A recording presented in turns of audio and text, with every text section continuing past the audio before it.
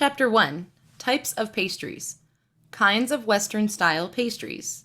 Short crust, sweet crust, flaky, puff, rough puff, phyllo mass, chew, suet crust, and pâté sucré. Every type of pastry in existence has its own specific type of preparation method, as well as its own unique combination of ingredients, cooking time, and other parameters. Short crust pastry.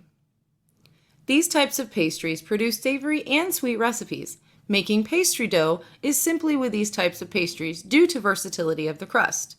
Short crust is used to construct pies and tarts. This type of pastry won't puff up during cooking due to its lack of leavening agent, although you can vary the recipe adding self-raising flour. Short crust is composed of cold water, highly saturated fat, and flour. Sweet crust pastry. Sweet crust pastry is composed of cold water, highly saturated fat, and flour, and sugar. The sugar prevents the standing of gluten and results in a sweet mix.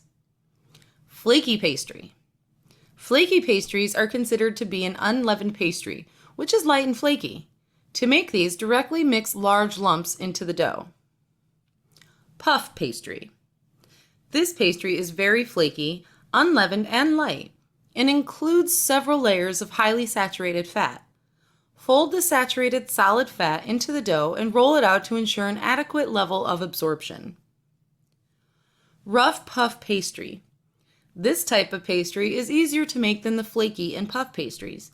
Typically, a crispy cover is applied to savory dishes. Phyla mass. This type of pastry is flexible, slender, and thin. Traditional Middle Eastern dishes are phyla mass pastries.